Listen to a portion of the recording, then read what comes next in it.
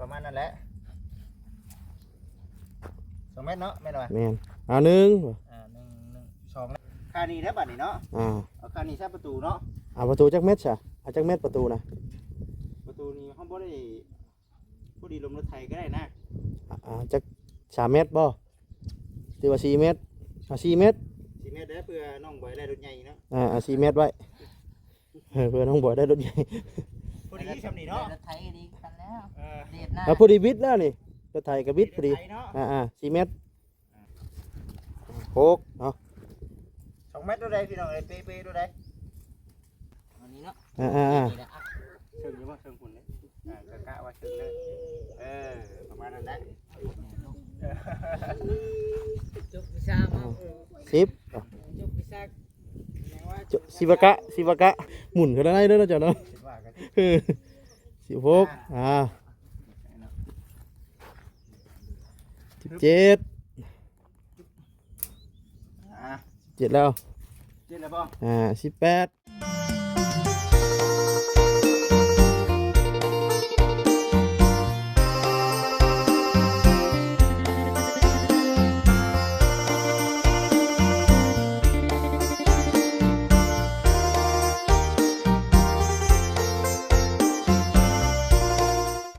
โดยพี่น้องเอ้ย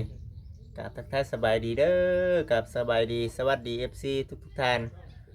พ่อกับบ่จิตคือเก่าเส้นเดิมเนาะอยู่ที่เฮือนน้องเตคือเก่าพี่น้องเอ้ยมื้อนี้ก็ได้ช่วงเวลาบ่าย 2บ่าย 3แล้วล่ะฝนตกฝนดินมื้อนี้ก็ได้มาฮอดปุ๊บตกปั๊บ แต่ว่าเช้าแล้ว แต่ว่ามันสิไปตกอยู่ทางบ้านเฮาพุ่นบัดนี้แห้งพี่น้องเนาะทางบ้านเฮานั้นก็ได้หอดยามฟ้ายามฝนกันเข้ามาแล้วได้พี่น้องเอ้ยเนาะผู้ใดน่าอังน่าทำก็ตกกาตกบุ้งเนาะทั้งบ่จิตกับบ่โดนบ่นานพี่น้องเอ้ยเนาะก็สิได้ไปหวานข้าวปลาไว้สิหวานหลายเติบแล้วปีนี้ก็ได้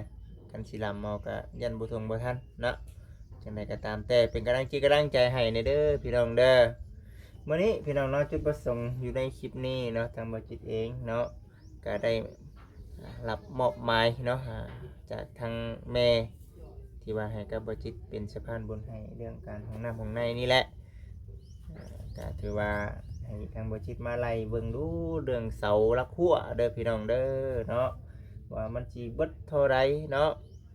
มันสิเบิดอยู่ประมาณจักลักว่าซั่นนะพี่น้องเอ้ยหลังจากว่าพอฮู้แล้วว่ามันประมาณจักต้นก็เฮาก็สิไปทำนกคงราคาแล้วก็แจ้งให้กับทางทำเมเพิ่นพี่น้องเนาะว่ามันสิเบิดเท่าใดว่าซั่นนะก็ได้สินับก่อนเนาะมื้อนี้ก็ได้นับก่อนแต่ว่าบ่ฮู้เด้อพี่น้องเด้อเนาะว่าสิเป็นมื้อใดนับไว้ก่อนเนาะนับไว้ก่อนเพื่อคือเห็นสิแหละน้องนุ่มกำลังปลูกผักปลูกหญ้าย่านงัวควายเข้ามาเนาะแบ่แหละพี่น้องไอ้สำคัญหลักๆก็ได้ก็มากินเครื่องปลูกของพังก็เฮ็ดไว้พี่น้องเนาะเลินบ่มีหัวมีแค่ก็เป็นอีกแบบนึงได้พอเฮามีหัวมีแค่มีประตูปิดเรียบร้อยบัดโอ้ยเนาะมันก็เครื่องปลูกของพังเฮามันก็งามขึ้นแล้วพี่น้องมันบ่มีแนวกัดแนวเสาะเด้ก็สิให้กับทางผัวน้องแต่ให้แหละจับแทกช่วยกันแล้วก็เห็นว่าทางบ่แสนเพิ่นมีแมตอยู่เดี๋ยวเฮาสิพากันแทกเบิ่งเด้อพี่น้องเด้อเนาะพากันแทกเบิ่งว่าสิเบิดอยู่ประมาณจักลักป่ะพี่น้องเนาะว่าแล้วก็เลยไปรุ่นไปชมเบิ่งตกอยู่ทางจักลักก็จังว่ากันอีกเทื่อเนาะพี่น้องพี่น้องเอ้ยเนาะชมไปนำกันว้ายผู้สาวขายหยังเนาะขายหยังก็ขายชมพักมันสิชมอยู่บ่ล่ะหัดประกำคนชมติพูดแล้วน้องบ่ได้เฮ็ด บ่แซ่บอยู่บ่ไผเฮ็ด แม่ค้าเซโน เจ้าของหามาบ่ แม่ ขนมอย่างเนาะอันนี้เนาะ ขนม อ้าวคือว่าขนม อันเท่าไหร่นี่ ขนม 10,000 อัน10,000เบิดนี่เท่าไหร่ก็ 40 เบิดนี่40บ่ ไปบ่จิต ติดหนี่ได้บ่จะได้เข้ามาอีกดิมือเดี๋ยวว่าบ่ แซ่บอยู่บ่แม่ค้าได้กินอยู่บ่นี่ กินอยู่ โอ้เพิ่นแห่งเป็นผู้เฮ็ดเนาะ บ บอกว่าเพิ่นหับมาได้นี่แม่น เอ บ่ อ เซโน่ หับมา หั ได้ บมา มาสิจุกมาให้กินเนาะจุกมาให้กินนี่เนาะอันนี้เคย เอ ซื้อให้กินแล้ว อ ฮะเฮ้ยบ่ได้ว่าเฮาบ่โอเคเดี๋ยวมาให้เพิ่นซะพี่น้องเอ้ยอันนี้ให้แม่ค้ากินเนาะโอเคโอเคมีเงินอยู่บ่เฮ้ยบาท หายไปถุงเลยก็ได้ โอ้โหโอ้ชีวิตไทยบ่เนาะเป็นเท่าไหร่ก็ เอ้ย เป็นเท่าไหร่ ตัว40 เนาะ 50เลยบ่จิต โอ้โหไปแล้ว อ้าว เอา50ด้วยจ้ะ เออ เนาะ เออ ไม่ค่างามเนาะ โอ้เนาะ เมื่อ ว่าวันน่ะเราจะคิดได้ งามไม่ค่างาม เพิ่นจะได้เข้ามาอีกเด้เอออันนั้นก็ขายบ่น่ะอันนั้นมือ ขาย อ้าว ห่านบ่จิตยังบ่หมดเด้อฮะ เนาะ โอ้ยเนาะ อันละสิบ เอ้ยบ่เจ้าเนี่ยเฮ้ยเนาะอันนี้ก็แม่นได้สิว่าเนาะเออเออ แมน10,000กี่บ่ตัวนี้ โดย เป็นเช้าเนาะ เออจกอีกบ่จิตข่อยมักชื่อได้ข่อยน่ะ โอเคขอบใจขายอย่างนี้มาขายแบบนี้เนาะ โอ้ นี่ให้ไม่ค่า ขอบใจเด้ อื อ กิน ม เลย พี่น้องเอ้ย โอเคสีประมาณนั่นแหละพี่น้องเอ้ย อ้าวขอบใจละลาย โอเคขอบใจละลาย เออเด้อ เนาะเดี๋ยวถามชื่อเพิ่นซะ พอ ก็ได้ ตัวตัวฮอด ฮ้อนครับดิ ไปบัดนี้ เองเฮา สิกลับก่อนเด้อก ลับแล้ว แม่นุ่นโทรมาบอกว่าให้รับลูกชายแน่ว่าซั่น ฝนตก ทางเชโน่ผู้ ทำลูกชายอ้าวเดี๋ยวค่อยสีเมื่อกับไผบัดนี่ มาเจอกับมือผู้เดียวเจ้าคุย บ่ กับรถเจ้าแล้วนะ บ่ รถเจ้ากับมีเนาะ บัสดีนี่เมื่อนํกันบ่ มาสิเมื่อนั่นบ่ เมื่อสิอยู่นำกับบ่จิตมาพอได้จับกล้องแน่พอดีอันน่ะมีเวียกเฮ็ดนำแน่เด้ ให้ข่อยจะยืมเม็ดน้ำเจ้าเด้ แม่นยังนะ เม็ดเด้มีบ่เม็ดนั่น เออ เอออืมเพิ่นสิเมื่อก่อนว่าแสนนั่นพี่น้องเอ้ยฝนตกอยู่บ้านน่ะทั้งแม่นนออกมาบ่ได้แม่นบ่ครับลูกชายบ่แสนสิมาหับลูกชายเฮ้อนี่แล้วว่าสินั่นบ่แสนนี่เด้ว่าสิให้พากันแทกเบิ่งว่าซั่นนะว่าแทกอันนี้เฮาก็อันนั้นบ่นี่บ่เอาตุ๊ก ดูนี่ก็ได้ อันนี้ก็ต้องแม่นบ่นี่ นี่รถนี่ เขาต้องใส่รักคือกันนี่เนาะ นี่ท่านี้แล้วนี่ อ๋อผู้ไหนบ่เสียงเด้ยผู้ไหนหอบได้แบบนี้หั่นนะ โอเคจ้ะ โอเคบ่สิได้จัดการเลยอันนี้ได้ข่อยนะ พอดี พี่น้องเอ้ยเนาะ น้องเพิ่นได้เนาะ โดย พอได้กิน พี่น้องเนาะกราบทักทายสบายดีพี่น้องเนาะปู่ท่านนี่คุดจุยล้างฝนตกแล้วก็บ่ได้อยู่ได้เศร้าพี่น้องทางนอกเพิ่นก็ได้ มันต้องแน่นั่นแหละ เชียวเพิ่นอยากได้อันเบี้ยพักไปปลูกอยู่ได้ ได้เรือทางน่ะได้แล้วอ๋อพริกบ่บัด อยากได้เบี้ยพริก โอ้เวียงพริกเขาต้องเบิ่งแล้วบัดนี้ อืม ทำมาเดี๋ยวสิซื้อให้น้องนายผักหอมเนาะ เอ้าข่อยเกี่ยวปุ๋ยได้เว้นบ่ เกี่ยวหอมบ่ ปลูกได้บ่ไม่ต้องแช่ก่อนนะว่านี่ แม่ตัวนี้เฮาสิแช่ไว้ก่อน แช่ให้มันคุยโอ้เสียงเพิ่นก็เสียงใหม่นี่เนาะเข้าเลยพี่น้อง คนใหม่ คนก็คนใหม่ คนใหม่ พิมพ์แล้ว เข้าป้าแล้วเอาใหม่แล้วบัดนี้เนาะ เมียใหม่บ่นี่นะ มีใหม่บัดนี้ น้องบอยได้เมียใหม่บ่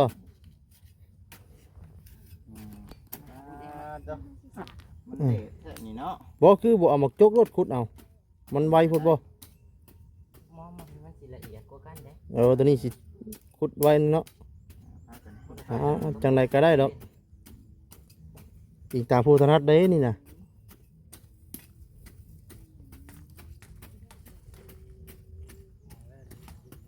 โอ้ขาด เห็นขาดบ่มีมือยางเลย เอาขาดมือ ขาด10นิ้วเลยนี่อ๋อตัวพี่น้องเอ้ย แล้วแบบค่ะจะแบบพ่อแม่สั่งมาเลย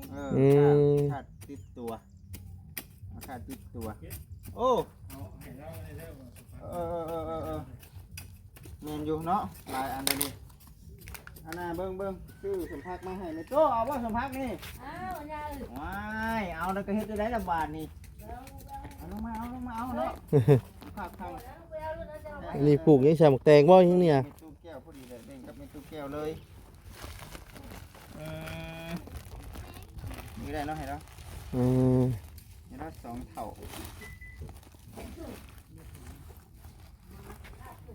มีก้อนเลือดเด้อพี่น้องเด้อเนาะมีก้อนเลือดกับสัมผัส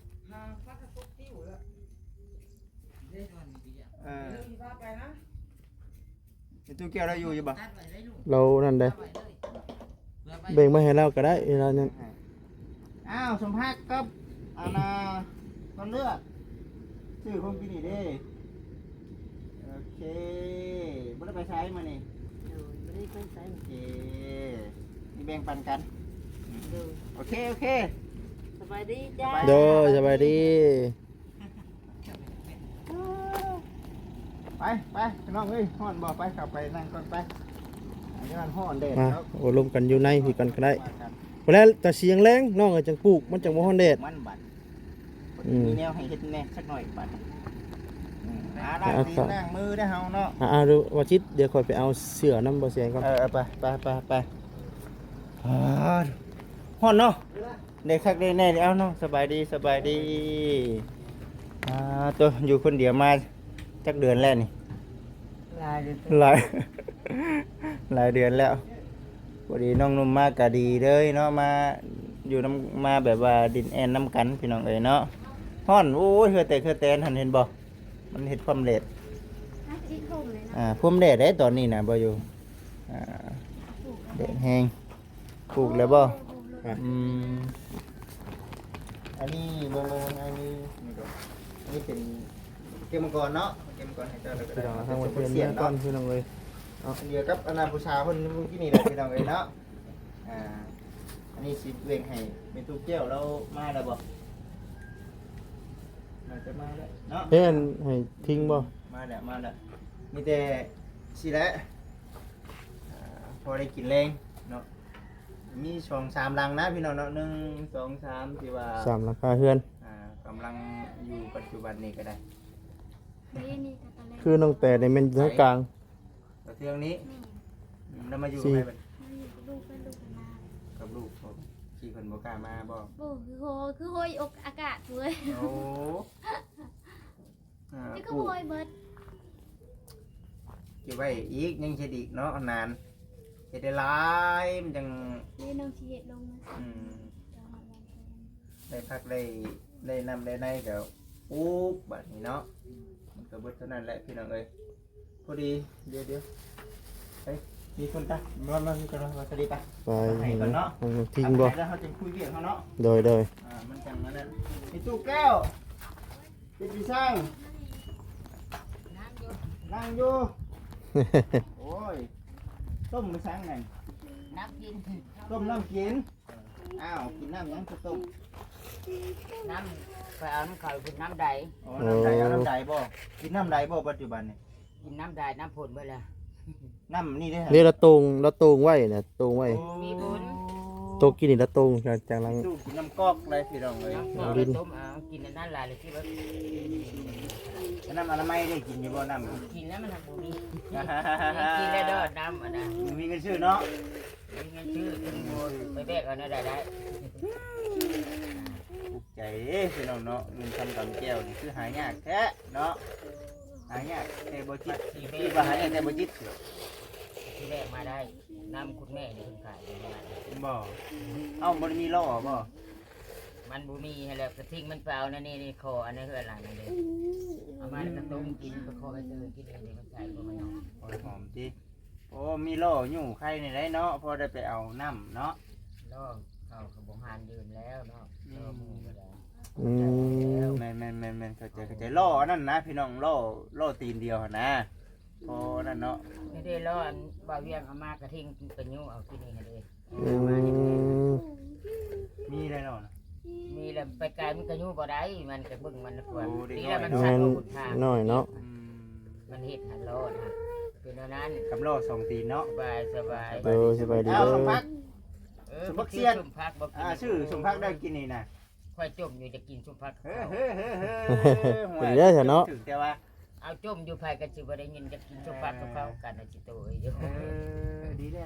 แล้วสันเนาะ เพิ่นมาขายอันนี้เนาะ แม่น คือจังว่าผักกาด นี่สม จะ พัก ได้ แม่ กินเอ้ย โอเคเดี๋ยวไปเฮ็ดเวียกก่อนเด้อ โดยอยู่ดีๆเฮง โอเคมาสาพี่น้องเนาะเว่าแล้วก็เดี๋ยวเฮามาคุยกันก่อนเดี๋ยวมันสิเวลาไม่ได้เนาะยืดเนาะบ่สดี โดย พอดีอันนั้นพี่น้องเนาะมากันแต่บ่คำเพิ่นหยุดเนาะบ่คำเพิ่นนี่ก็ได้ตัวงอเบิดเพิ่นก็ได้ ว่าได้มันก็ยากน้ำตัวนี้แหละพี่น้องเอ้ย ตัวนี้ ไปก็ได้ บ่สดีจักมื้อใดบ่ จักมื้อใด จากมือใด พอดีทั้งไอ้สิได้รับเนาะได้รับคำบอกทางพ่อแม่เพิ่นให้มาไล่เบิ่งเรื่องละครัวเด้อน้องเด้อ โดย ให้เบิ่งละครัวแต่ว่าก็บ่ฮู้ดอกว่าเป็นมื้อใดเพราะว่าทางแต่แม่เราให้มาไล่เบิ่งก่อนว่าซั่นน่ะนะ รักจักรัก แม่มันถืออยู่จักลักแล้วเฮาจึงมาประมวลเบิ่งส่วนทางตัวนี้ยามันเนาะมันเป็นหัวเพิ่นอยู่แล้วนี่เนาะ มีแต่เอาด้านข้างตัวนั้นแล้วก็ทางหน้านี่แหละ ทางกับทางหน้านะอันนี้ บา คือ สีบ่จะรักเนาะ จุดผสมของทางแม่เพิ่นเป็นเอาไป อื เนาะบอก ม มาแบบนี้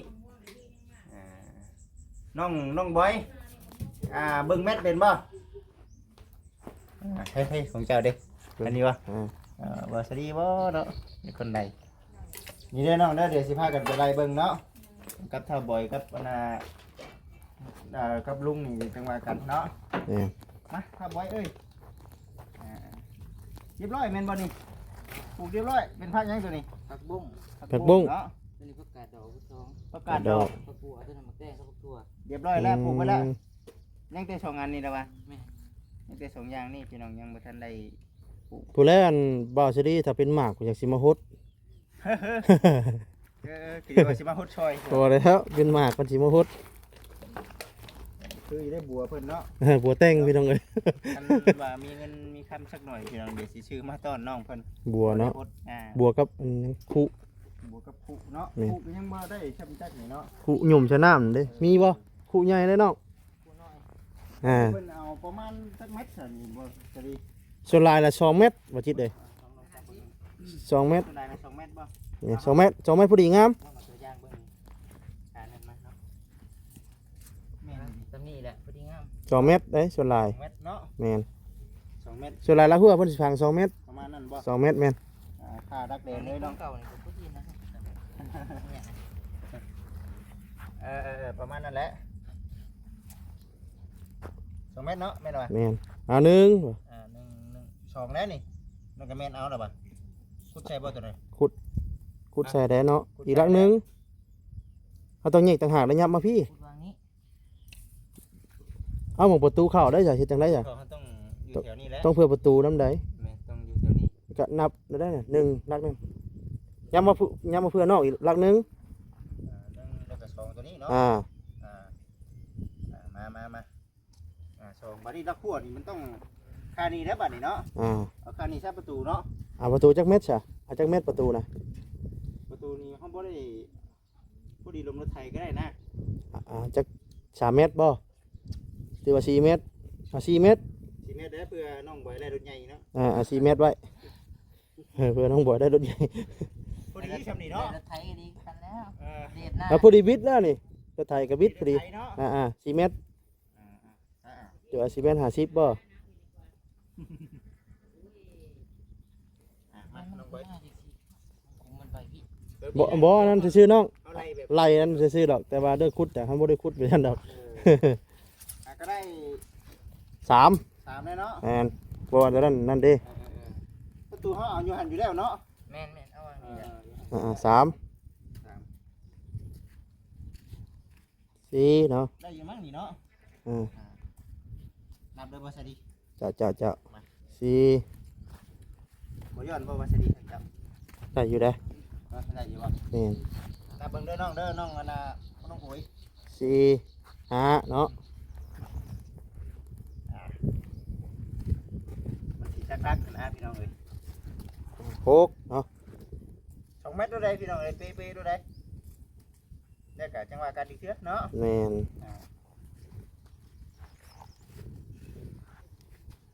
เจ็ด เจ็ดบ่ แม่น โอ้ย อ่า แปดเนาะ มันยังบ่ทันคูดดอกเขานับเบิ่งก่อน เก้าเนาะพอดีเก้าเนาะ เอาดีๆได้ พอดีเก้าย่ำจักนี่ นับเด้อ เก้าเก้าลักเหนียวเก้าลักพอดี ประตูนั่นเขาก็ยับมาอีกเอาประตูกว้างเลยก็ได้ เก้าเนาะ เอาเก้าลัก ตัวนี้อยู่นี่เก้าบ่ เก้าเก้าละมือเจ้านี่ นี่เนาะ เก้า ยับประตูมาอีกจังหน่อยเนาะ ประตูกว้างไว้แล้วเพื่อน้องบอยได้เป็นไงเพื่อได้ปีกูเปิดประตูตึ๊บเก้าเอากระนาพูดได้บ่เนี่ยย่าพูดได้บ่เนี่ยกระซิบซิบ นี่ก็ได้ อันนี้เนาะ อ่า นี่แหละอ่ะ เชิงอยู่บ่เชิงคุณเด้กะว่าเชิงเลยประมาณนั้นแหละ จุกพิซซ่ามา สิบ จุกพิซซ่าแม่ว่า สิบกะสิบกะ กะบ่ สิบกะ กะประมาณเนาะ กะเบิ่ง ก่อนนะสิ อ่ะ สิบเนาะ เดี๋ยวบ่ จุกกะ 11 อ่านับเด้อขอด้วยนับได้ 12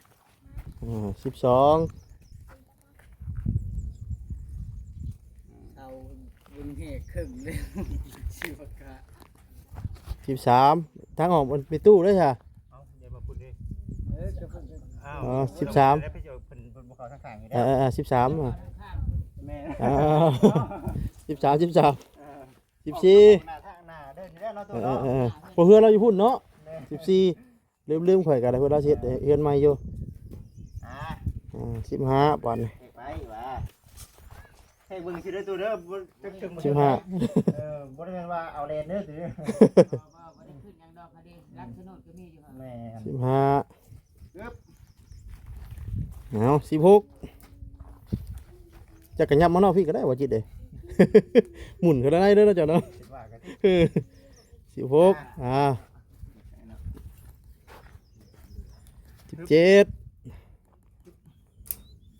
่า 7แล้ว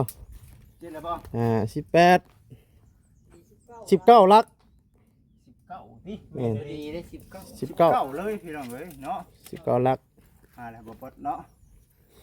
พอดี19ลักเลย 19ลักพอดีพี่น้องเลย เกือบฮอดเช้าเนาะ 19ลัก ครับเขาเนี่ยลูก เกือบฮอดเช้าพี่น้องเอ้ยเนาะ แม่นเนี่ยแล้วเขาก็ไล่ใส่หุ่นน้ำตูกับกู้กวางแน่นะประมาณจัก4 เมตร 50ซะแล้วก็ พอดี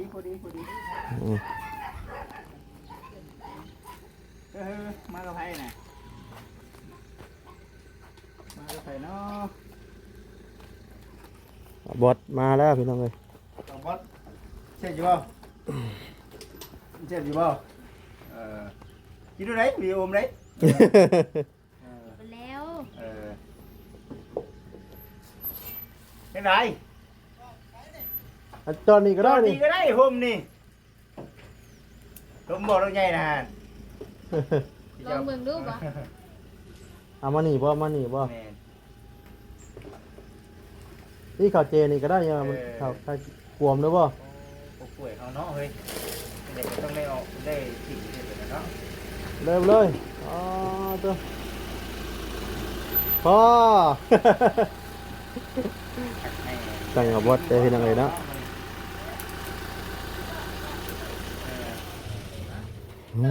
จ้ะ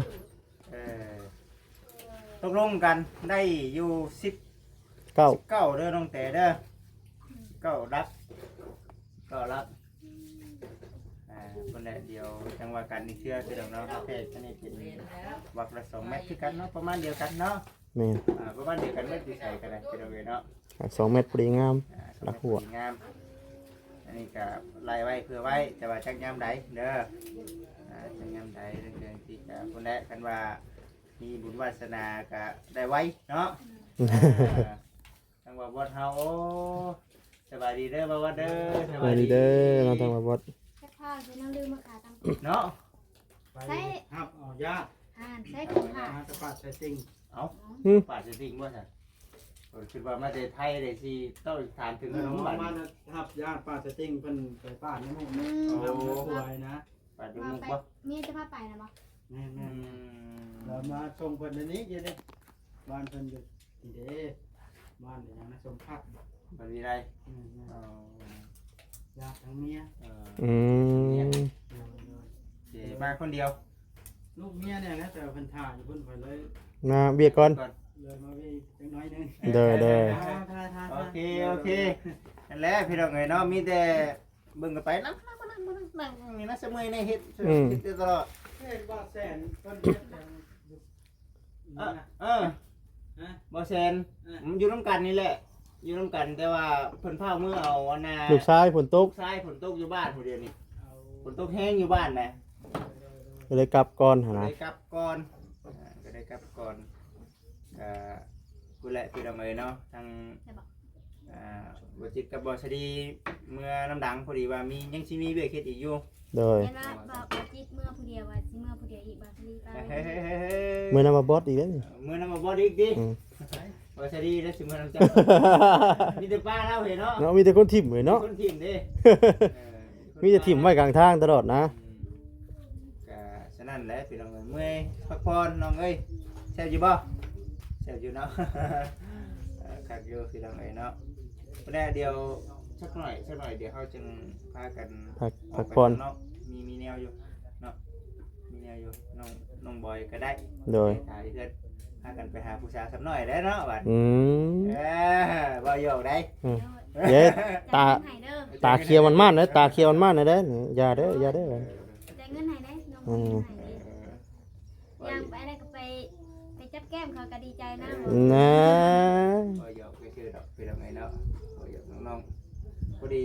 มีเวียกในสักหน่อยเดี๋ยวเขาคุยเขาเคลียร์กันข้างในก็เดี๋ยวทั้งหมดบ่เอามาในวันเรามี เบียกเนาะ เอาไปมากันอีกเทื่อตัวนี้ก็ได้พากันนั่งพักผ่อนกินเอาได้น้องเอ้ยเนาะ ก็เกรงใจเลย จุ่มไว้ให้ อืม น้อยก็กินน้ำกันดิน้อยกินน้ำกัน แค่นั้นผัวได้กินก็ดีใจนะว่ายันนะนะ อันนี้ถือไว้นี่พี่น้องเนาะของมาเสียพันธิรถตลอดนี่เนาะ แม่น คนตีถามคนตีมีมั้ยจักนี่ มี มีบ่คน มีบ่เสียซื้อก็ตีไว้นํ จังได๋ แล้วก็ ว่า เม็ด เด็กกับปูมีบ่มีไอ้นั่น บ่แฮงเลยติแต่ละมื้อมันนักรถหรือนักกันนาเด็กนี่เนาะนักคนน่ะนะ เออเป็นสีน้ำกันนั่นแหละ คนแรกพี่น้องเอ้ยเนาะก็ถือว่าได้พากันเข้ามาหาน้องเตเพิ่นอีกเทื่อเฮาก็เมื่อกี้น่ะว่าสิให้ช่างเพิ่นมาเรื่องของน้ำของในกับเพิ่นยังบ่ทันวางน่ะเดี๋ยวเฮาสิพากันมีกัน ขุด วางแผนก่อน ขุดก่อนโดยว่าอย่างไรก็เบิ่งน้ำกันใหม่เนาะ กันก็จะจังว่ากันพี่น้องเอ้ยเนาะเอาไปสิโกทางไลน์ไปสิแหละเนาะ เอาไปส่งไปทางคือของป้าแก้วว่าตู้แก้วบ่ เที่ยวก็ได้ หรือว่าน้องแต่มักไว้ได้ สนามนี้ซะเอาน้อง เอา แกเอา เอาไปได้มักไว้ได้เอา เด้อเนาะพี่น้องเนาะ อ่า ท่านเฮาออกมาสิน่ะเดี๋ยวมันสิคิดกับเพิ่นเฮงเกินไปเนาะอันนี้ใครแน่นี่สมมุติว่าใครประตูแยกออกมาเนาะ อ่า อันนี้เขาเทเด้อนี่เทน่ะเรียบร้อยแล้ว อ่า มันสิใครออกใครประตูเข้าของน้ำอยู่นี้เนาะหรือว่าใครประตูตรงนี้อยู่นี้เจ้าคิดว่าสิเอาอยู่ ทางได้เหมาะจ้ะวะ หมออันนี้ต้องถามผู้อยู่ก็ได้ อ่า เนาะ ชมทันได้ขุดทันได้เฮ็ดเนาะ ท่านว่าใครประตูของน้ำมานี่ประตูของน้ำมันต้องอยู่ที่เนาะ อ่า เราต้องขุดหันไว้นึงเดี๋ยวไป ใกล้กับกองน้ำ ขุดตัวนี้แสดงว่าอันนี้จะน้อยเนาะ ว่ามาถามกันว่าจะเอาทางใดเนี่ย เบื้องนี้แหละ เบื้องนี้เอากะสี เอาใครเอาตัวนี้ใครเก่าตัวนี้ เฮาก็ขุดของน้ำอยู่นี้ ประมาณนี้ ขุดนี้ แต่ก็ของน้ำตัวของน้ำอยู่นี้หม่องเสานี้อ่า พูดกับเพิ่นสิทางชา น่า ไกลกันเติบเด้ ก็อยู่นั่นก็ ถ้าเดินเฮามันโจ้ได้พี่น้องเอ้ยน้องบ่ได้ว่าหยังเลยเนาะมันก็จะนั่นอยู่ อืม ทางนั้นเอาก็อยู่ผูกยังก็ผูกได้ละลายอยู่ แม่นก็เฮาก็ว่าเฮ็ดกลางพยายามเฮ็ดกลางที่สุดเลยเนาะพยายามเฮ็ดกลางที่สุดแล้วเพราะว่าเดินถ้ามันเป็นแบบนี้เด้เนาะก็เอาละพี่น้องเอ้ยสำนี้ก็ได้นะ โดย บ่เป็นหยังเฮาก็สิเอาไปนี่เนาะน้องบอยเนาะไขประตูมาสิเนาะเฮาย่างออกมาไขนี่ก็ไขประตูเขาสิเลยเนาะเอาไปนี่เอาพี่น้องเอ้ยอันสิติดมาสิมันคือบ่ส่งสิงามแท้นะ มันก็สิยืดมาแล้วกันเด้อหั่นน่ะ แม่ แต่ก็อิงตามผู้มักเนาะ ขุดอยู่นี้ นั่นตามใจเฮือน คือว่าอีกแบบนึง นะก็จังไดจะปรึกษาหารือกันมักไว้แล้วก็เอาไปนั้น จังว่ากันอีกเทื่อ แล้วก็อีกตามทั้งวัจิตนี่แหละเนาะ ชุดน้ำมันจิตแล้ว แม่น สมมุติว่าเฮาก่อซี่เนาะเฮาก่อซี่บ่ติด เอาแล้วเจ้าลองดึงดูเม็ดจ้ะน่ะ2เม็ดน่ะเอาห้องละ2เม็ดเอาดึงเบิ่ง2เม็ดมันได้บ่เอา ก็ได้อยู่สมมุติว่า10เนาะ แต่ว่ามันที่จริงเนี่ยมันเสานี่สิใส่อยู่เลยหม่องนี้น่ะแม่นบ่ เสานี่ก็ใส่วางนี่ อ่า เอาของเพิ่นเนาะ ก็เสาเพิ่นบัดนี้เอายังสิใส่เสาอีกอยู่ บ่ได้เนาะมีแต่เอาต่างหากรถเนาะ นี่ บ่ต้องเฮ็ดติดกับกันนะเฮือนครัวเพิ่นก็ยาเนาะ มีแต่ยับออกมาพี่แล้วนี่ครับว่ามาแต่ว่ามันนอกพี่ก็ออกน้อยนึงนะ พี่เด้อพี่เด้อพี่เด้ออันน่ะห้องไหนในเรื่องอันน่ะเฮาก่อห้องไหนเนาะ แม่นแต่ว่าในกรณีที่ว่าห้องน้ำน่ะอยู่วงนี้นะแต่ว่าตัวส้วมอยู่พุ่นน่ะก็สิแบบนึง ได้พี่น้องไงเนาะแต่ว่าน้องเพิ่นมีความคิดว่าสิเด้ ธรรมดาอยู่ ใช่ก็ตามนั้นแหละ มีกับถาเพิ่นเบิ่งเพิ่นเช้าๆก่อนนะ ในเพิ่นจังว่ากัน ตอนนี้เป็นสาวๆก็สิอยู่นี่แหละ นี่เพิ่นก็ถ่าเฮาเหือนไปจักบ่เอ็นก็ได้ แม่น เอาช่างมา อันนี้คือว่าถาว่าจิตว่าซั่น เนาะ ถ้าช่างนำว่าจิต น้ำใดสิมาพี่น้องไงเนาะเพิ่นยังคาเวียดอยู่ ยังไงว่าจิตบักใช่ได้เนาะ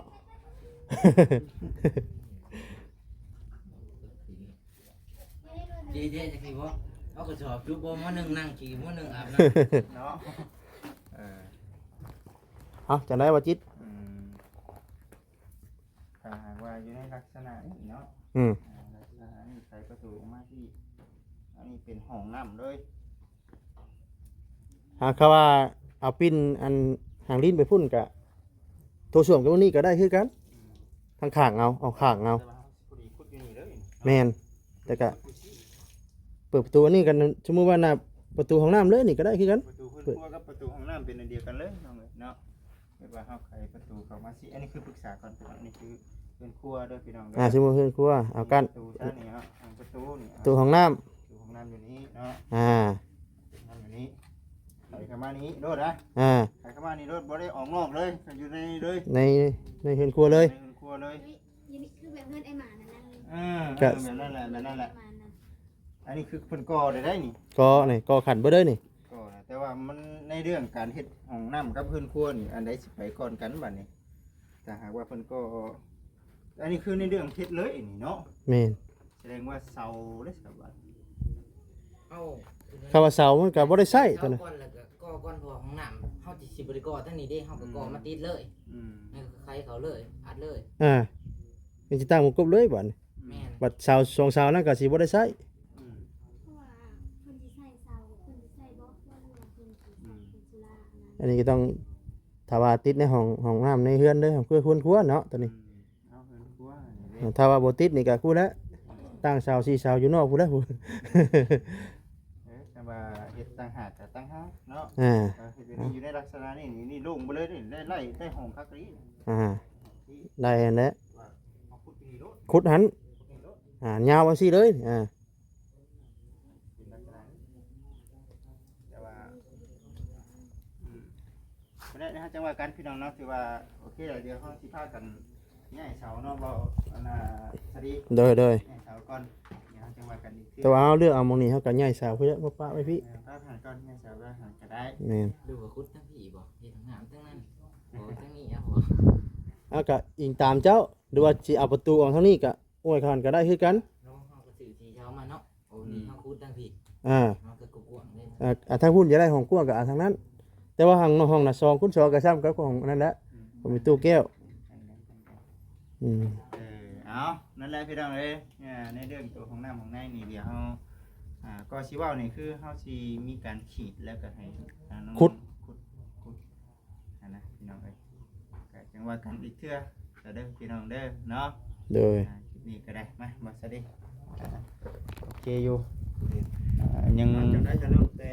เอาไปได้ ไหนๆก็ได้เนาะน้องแต่เนาะ จะได้เบิด ได้เบิด ตามเนาะอีกตามทางว่าคิดเนาะ อันใดที่เหมาะสมนะบ่ได้ก็ได้เนาะอันใดที่เหมาะ จะนาน้ำกันเป็นเลยเนาะเอาแบบใด กันเฮ็ดอันนี้มัน แต่ สิ ว่าทั้งอันเมย์เพิ่นว่าจะได้บ่จิต ก็อิงตามเนาะอิงตาม อีกตามบ่จิต อิงตามก็เฮ็ดเบิ่งอันใดมันโอเคก็เฮ็ดแม่นการเบิ่งไปพี่น้องเอ้ยเฮ็ดเฮาซื้อมาเบิด4เสาแล้วก็เฮ็ดหลังเบิด4ก็ได้แสดงว่าต้องได้แยกเนาะแยกก็ได้พี่น้องเอ้ย